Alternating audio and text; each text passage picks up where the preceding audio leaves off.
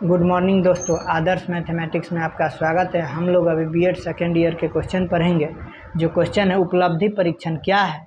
उपलब्धि परीक्षण निर्माण प्रक्रिया में शामिल चरणों का विस्तार पूर्वक उल्लेख करें। देखिए, यानी what is the achievement test, extended the step used in the achievement test preparation process in detail. यानी इसको अचीवमेंट टेस्ट प्रिपरेशन में के प्रोसेस में क्या क्या चीज़ की ज़रूरत पड़ता है उसको विस्तार पूर्वक उल्लेख करना है।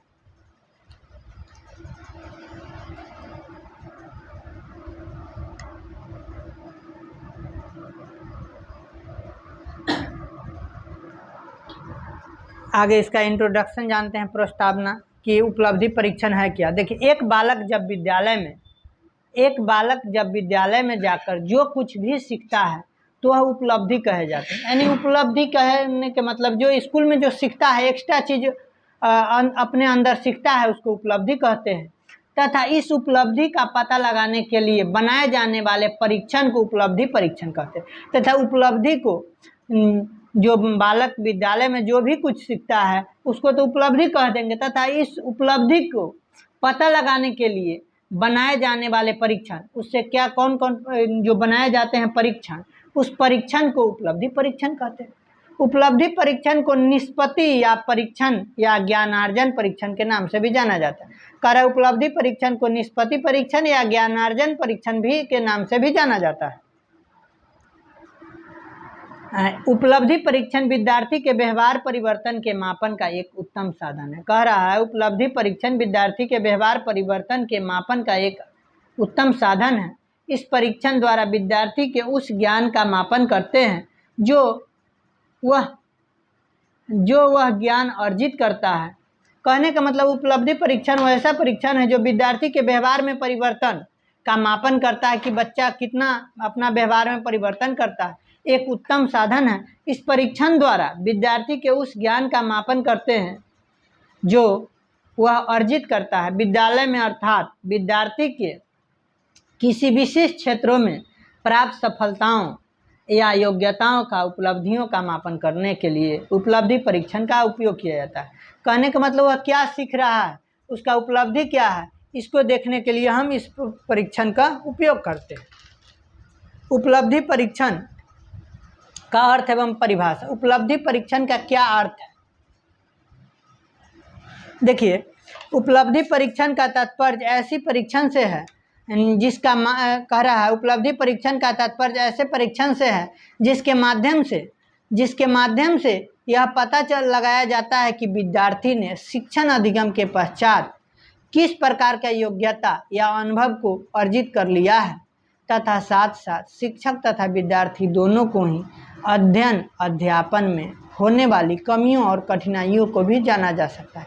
कहने का मतलब वह उपलब्धि परीक्षण का तात्पर्य है उपलब्धि परीक्षण का तात्पर्य परीक्षण से है जिसके माध्यम से यह पता लगाया जाए, वैसा परीक्षण जिसके माध्यम से यह पता लगाया जाए कि विद्यार्थी ने शिक्षण अधिगम के पश्चात यानी सीखने के पश्चात किस प्रकार का योग्यता या अनुभव को अर्जित कर लिया है। तथा साथ साथ शिक्षक तथा विद्यार्थी दोनों को यह अध्ययन अध्यापन में होने वाली कमियों और कठिनाइयों को भी जाना जा सकता है कि टीचर के या स्टूडेंट को जो पढ़ने में क्या क्या परेशानी हुआ या पढ़ाने में क्या क्या परेशानी हुआ, इसको भी जाना जा सकता है।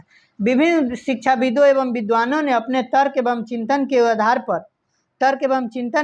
पर उपलब्धि परीक्षण की निम्नलिखित परिभाषा दिए हैं।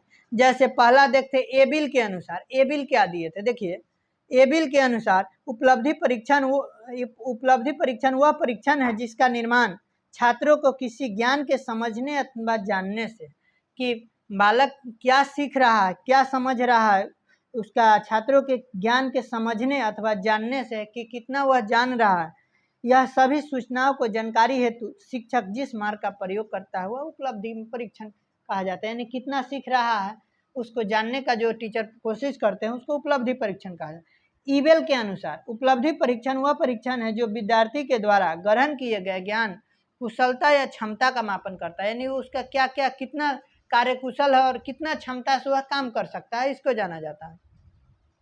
अगला फ्रीमैन के अनुसार, देखिए फ्रीमैन क्या कहते हैं, शैक्षिक उपलब्धि परीक्षण वह परीक्षण है, शैक्षिक उपलब्धि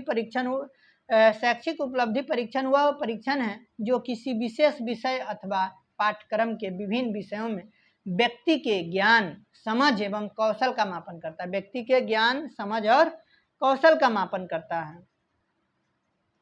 देखिए गैरीसन के अनुसार, गैरीसन क्या बोलते हैं, निष्पत्ति या उपलब्धि परीक्षण बालक की वर्तमान योग्यता या किसी विशिष्ट विषय के क्षेत्र में उसके ज्ञान का सीमा का मापन करता है। यानी कि बालक के वर्तमान अभियोग्यता कितना है, कितना वह एलिजिबल है, साथ साथ किसी खास सब्जेक्ट, किसी सेपरेट विषय में उसका कितना तक नॉलेज है, उसको मेजरमेंट करना क्या है, उपलब्धि परीक्षण है। यही गैरीसन बोले थे।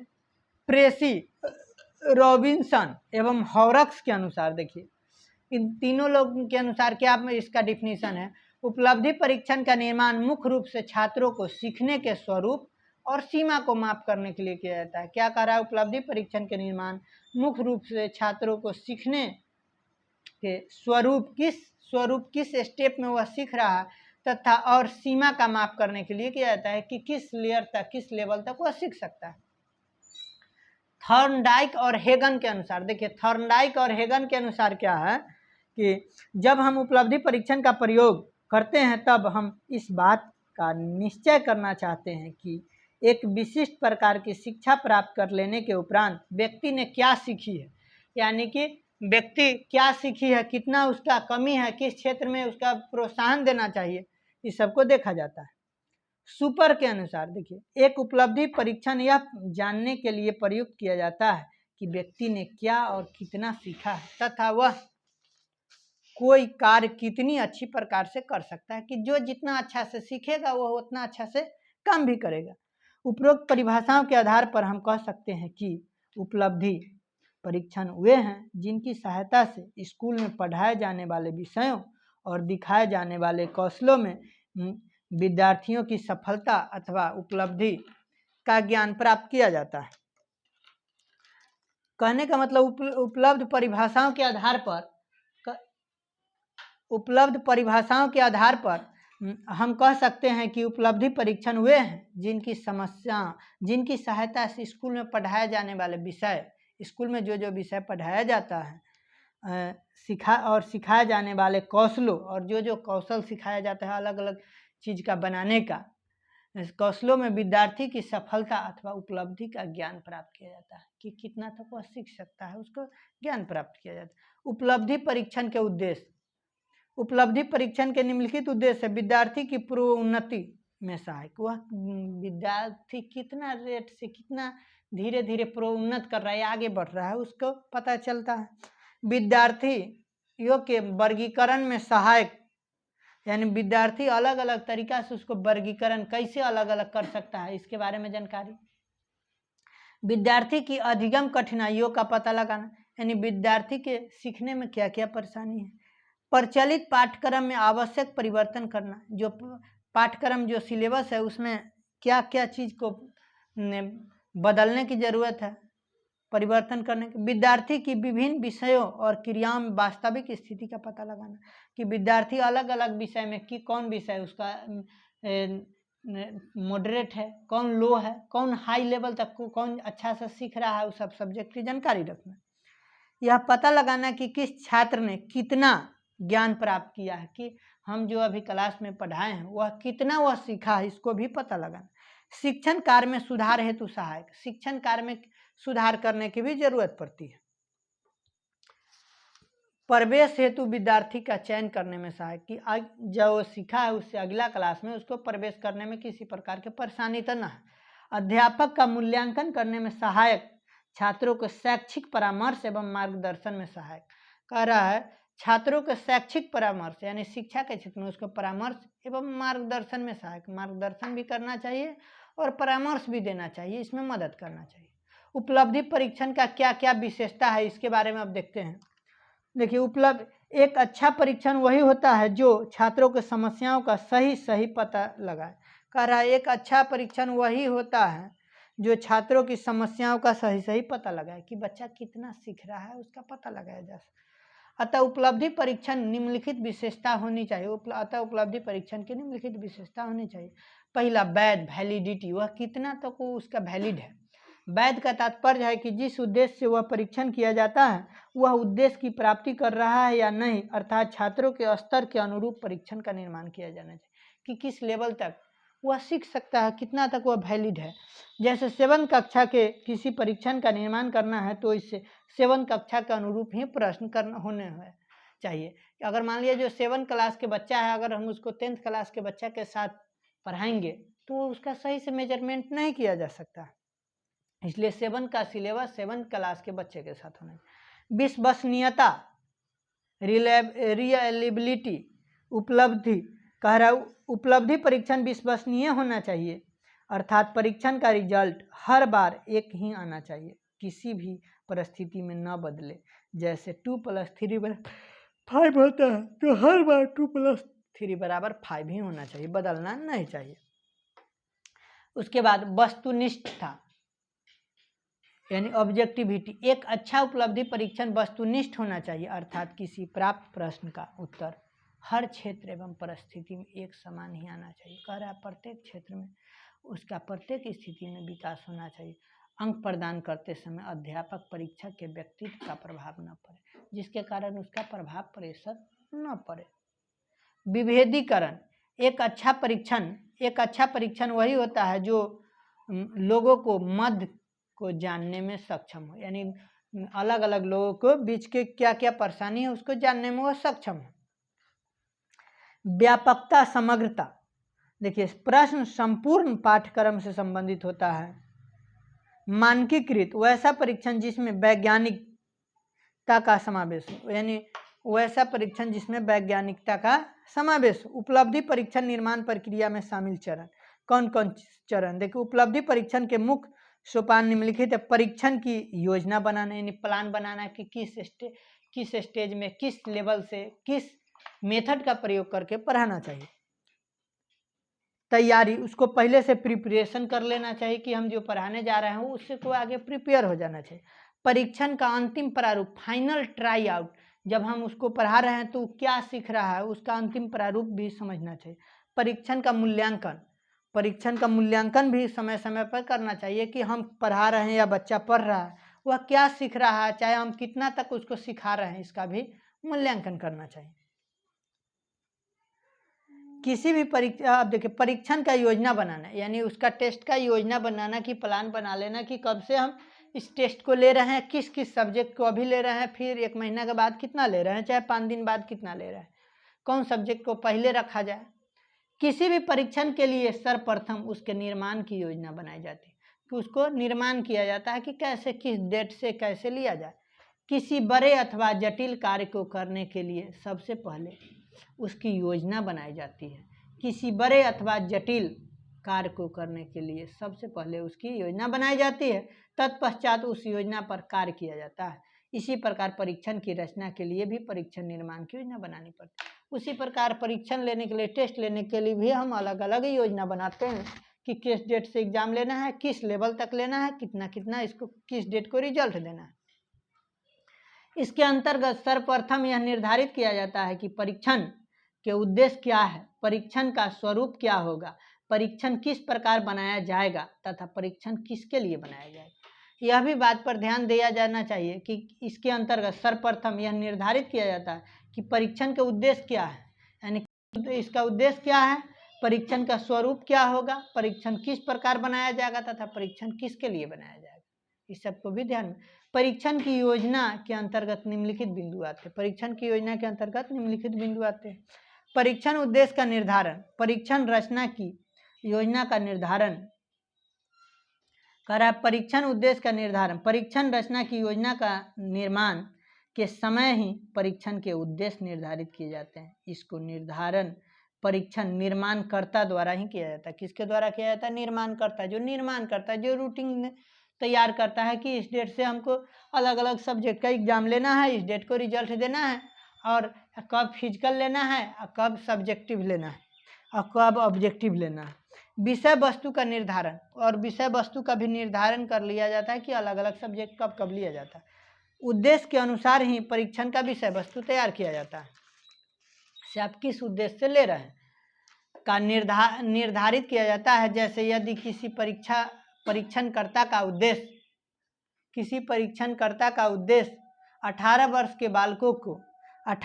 के बालकों को बुद्धि का मापन करना है, तब विषय वस्तु के निर्धारण में परीक्षण निर्माणकर्ता को यह निश्चित करना होता है कि बुद्धि से संबंधित किन किन पहलू का मापन करना है, कि बुद्धि से संबंधित किस किस पहलू का, जैसे मान लिया टेस्ट ले रहे हैं, जो सब्जेक्ट पढ़ाए हैं उस सब्जेक्ट में किस किस टॉपिक से रिलेटेड और उस टॉपिक में भी किस किस पॉइंट के बारे में सिखाया गया है उसके बारे में। तीसरा, तैयारी, प्रिपरेशन कर लेना होता है। परीक्षण के निश्चित एवं व्यवस्थित योजना बनाने के पश्चात ही परीक्षणकर्ता परीक्षण के प्रारंभिक रूप की तैयारी करने लगते हैं। कि मान लिया जाए एग्जाम लेना है तो उसके लिए एग्जाम का कॉपी लेना, क्वेश्चन छपवाना, फिर क्वेश्चन लाने के बाद और जो कमी है बच्चा को बैठने का मेंटेनेंस करना, इस सब की शुरुआत प्रारंभिक रूप से तैयारी करने लगते हैं। परीक्षण में जितने प्रकार की पदों की आवश्यकता होती है उन्हें प्रारंभिक रूप में ही निर्मित कर लिया जाता है। परीक्षण के पदों को एकीकृत करने तथा उनके पद रूप को निश्चित करने के लिए के पश्चात परीक्षण निर्माणकर्ता के लिए यह आवश्यक हो जाता है कि वह पदों को विषय वस्तु, उपयुक्तता तथा गुणों को दृष्टि से देखे, जिसमें उसका यह प्रारंभिक रूप और अधिक सुधरे। यानी कि पहले से इस प्रकार डिसीजन लेना चाहिए कि पहले के रेस्पेक्ट में और अच्छा से सुधरते हुए आगे विकास करते जाए। परीक्षण के तैयारी में परीक्षणकर्ता का निम्न बातों को ध्यान में रखनी चाहिए। पहला बात, विभिन्न स्रोत से परीक्षण पद को एकत्रित करना चाहिए। कह रहा विभिन्न स्रोत से परीक्षण पद का एकत्रित करना चाहिए कि हम अलग अलग क्षेत्रों में हम कैसे इसको परफॉर्मेंस कर रहे हैं। जैसे पहले के लोग जो टेस्ट ले रहे हैं उसमें क्या कमी रह गई, उसको फुलफिल करना। पदों को विभिन्न रूपों में सम्मिलित करना, उसमें उसके कौन कौन सब्जेक्ट में के टीचर नहीं है उसको पूरा करना।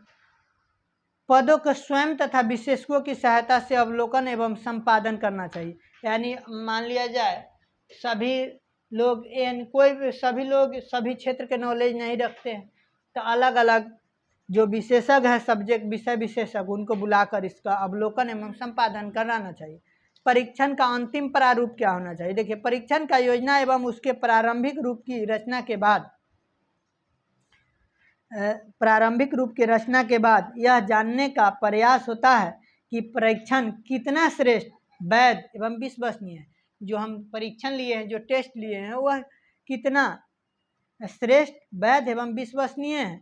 परीक्षण के वास्तविक रचना से पूर्व उसके प्रारंभिक रूप की जांच कर लेनी चाहिए। इसी प्रारंभिक जांच को पायलट स्टडी भी कहते हैं। कह रहा है कि जो प्रारंभिक रूप से हम तैयार करते हैं उसको हम आगे जांच कर लेते हैं, उसे पायलट स्टडी भी कहते हैं।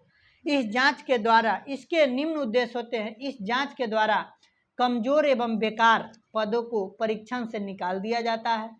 जो कमजोर है एवं बेकार उसको निकाल दिया जाता है। विभिन्न पदों के मध्य अंतर सह संबंध ज्ञात करना और उसके बीच में क्या क्या डिफरेंस है, एक दूसरे से क्या रिलेट करता है, उसको संबंध को जान ले। समस्त पदों को उपभागों में व्यवस्थित करना, जितना भी उसका अलग अलग पार्ट है उसको उपभाग में बांटकर भी हम व्यवस्थित करते हैं। अंतिम रूप से वास्तविक समय सीमा ज्ञात करना, यानी अंतिम रूप से वास्तविक समय सीमा को भी ज्ञात करना।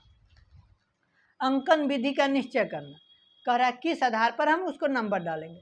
प्रस्तुत सोपान के अंतर्गत परीक्षण की जांच दो भागों में की जाती है। प्रथम जांच यानी प्री आउट कहलाती है तथा दूसरी जांच एक्चुअल ट्राई आउट कहलाती है। प्रथम जांच क्या होता है? देखिए, प्रथम जांच का प्रयोग मुख्य उद्देश्य परीक्षण की मुख्य कमियां को पाकर दूर करने के लिए किया जाता है तथा दूसरी जांच एक्चुअल ट्राई आउट द्वितीय जांच में परीक्षण का वास्तविक जांच के अंतर्गत पद विश्लेषण की तकनीकी प्रक्रिया का प्रयोग किया जाता है। पद विश्लेषण की तकनीकी प्रक्रिया का प्रयोग किया जाता है। द्वितीय जांच का मुख्य उद्देश्य निम्न है: to select good item to be included in the final test. कह रहा है टू सेलेक्ट गुड आइटम, जो गुड आइटम है उसको सिलेक्ट कीजिए। To be included in the final test, और उस फाइनल टेस्ट में इसको इंक्लूड कर दीजिए। टू रिजेक्ट द इनवैलिड और लेस वैलिड आइटम, कह रहा है उसको रिजेक्ट कीजिए जो इनवैलिड और लेस वैलिड है।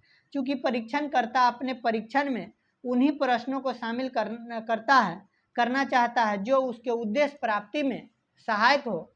इस प्रक्रिया में प्रश्नों के विभेदीकारिता तथा प्रश्न की कठिनाई स्तर की गणना भी करनी होती है तथा उन्हें पदों का चयन किया जाता है जो इन दोनों कसौटियों पर सही उतरते हैं। कहने का मतलब इस प्रक्रिया में प्रश्नों के विभेदीकारिता यानी विभेद किया जाता है, बांट बांट कर सीखा जाता है तथा प्रश्नों की कठिनाई स्तर की और प्रश्न में क्या क्या कठिनाई है उस स्तर को गणना भी करनी होती है तथा उन्हीं पदों का चयन किया जाता है जो इन दोनों कसौटियों पर सही उतरते हैं, जो इन दोनों कसौटी पर सही उतरते हैं। परीक्षण का मूल्यांकन, देखिए परीक्षण का मूल्यांकन कैसे करेंगे। कर परीक्षण का मूल्यांकन निम्न बातों को ध्यान में रखकर किया जाता है। परीक्षण कितनी वैध, विश्वसनीय और विभेदकारी एवं वस्तुनिष्ठ है, अर्थात परीक्षण में आदर्श मापन यंत्र की विशेषताएं किस सीमा तक उपस्थित है। कहने का परीक्षण कितनी वैध, विश्वसनीय, विभेदकारी एवं वस्तुनिष्ठ है, अर्थात परीक्षण में आदर्श मापन यंत्र की विशेषताएं किस सीमा तक उपस्थित, यानी कहाँ तक वह उपस्थित है, इसको भी जान लेते हैं।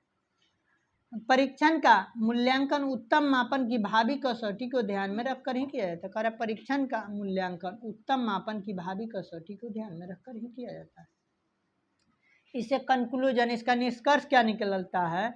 उपरोक्त विवरण से यह स्पष्ट होता है कि वर्तमान समय की शिक्षा प्रणाली में उपलब्धि परीक्षण के माध्यम से ही हमें पता चलता है कि छात्र कोई चीज़ को कितना अर्जित किया है।